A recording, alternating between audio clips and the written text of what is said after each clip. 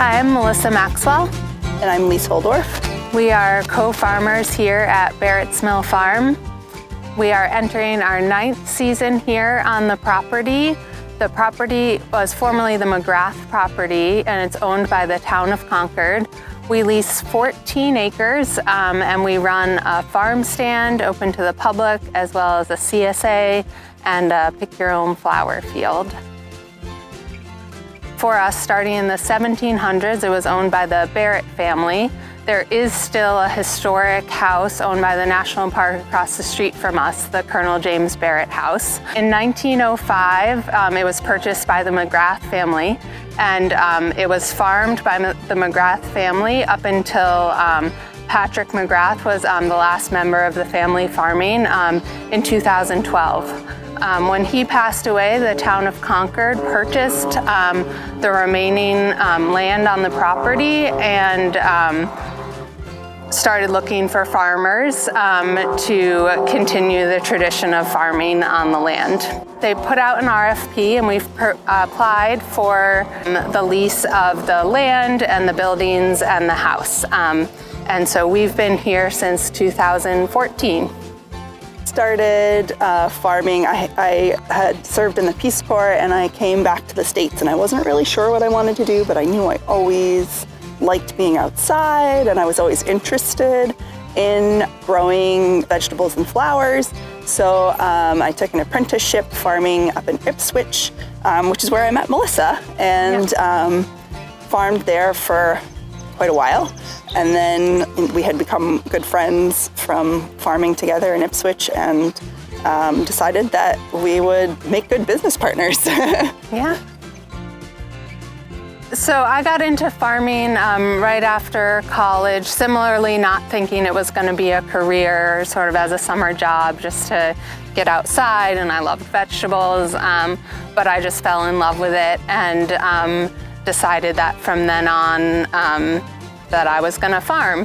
At first I was nervous because I didn't know any farmers, and I was just taking it as a summer job, and I was sort of distressed about not finding a job that I loved as much as farming.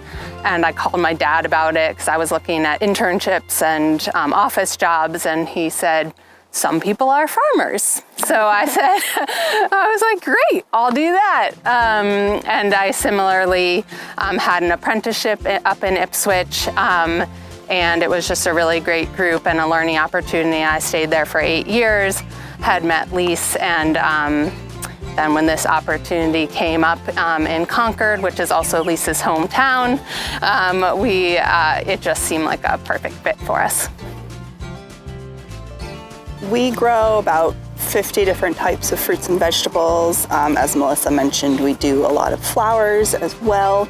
And so we grow a lot of things that you can expect to be grown in New England. So everything from like lettuce, greens, to tomatoes, summer squash, winter squash, broccoli, kale, all kinds of things. Those are all things that can be grown in a New England climate. We also have some high tunnel structures that allow us to extend our season a little bit beyond what is normal for a New England farm season.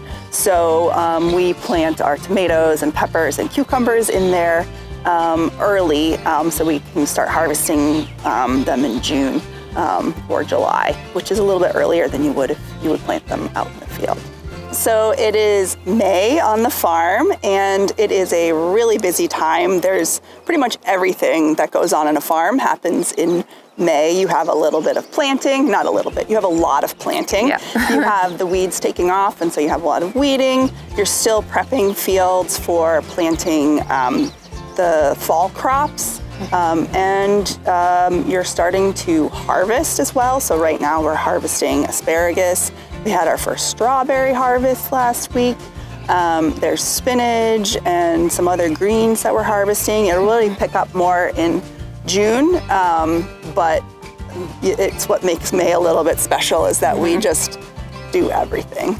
And it's, don't forget weeding. We're already weeding. I thought I mentioned weeds. Yeah, and also irrigation. That's, something that increasingly you can't rely on it being wet in the spring. And so we often have to set up a lot of irrigation in May and run that.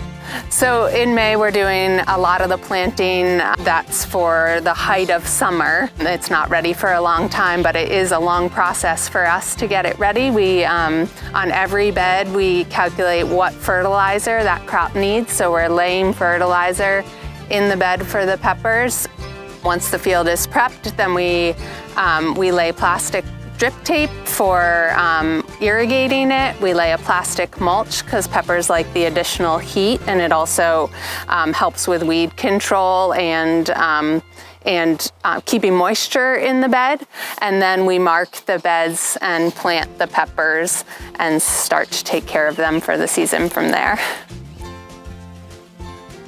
So currently we're planting lettuce, and that we use our water wheel transplanter to mark the beds. So we have wheels on the back of the transplanter that are the spacing we want to plant the lettuce, and they'll mark out and put a little bit of water down in each of those holes, and then we come behind and drop lettuce plants and plant them by hand. It's possible to, our water wheel transplanter came with seats on the back of it because it is possible to sit on the back and transplant. Our tractor doesn't go slow enough for that, and it also is hard to involve as many people in planting when it's just a driver and two people sitting on the back.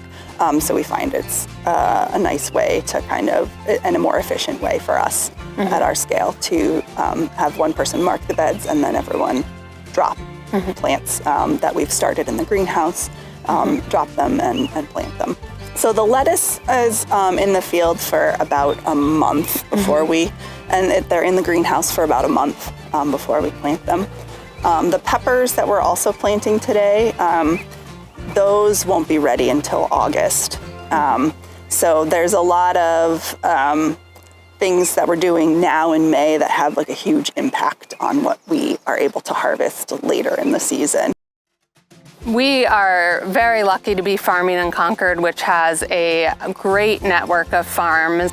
It is really unique in how much farmland has been preserved, and we have older generations of farmers still farming here, which are a great resource. The town has preserved new land to allow new farms to start like us. And it's really been a pleasure to work with the whole variety of farms in Concord. And it's been a very supportive environment for sure.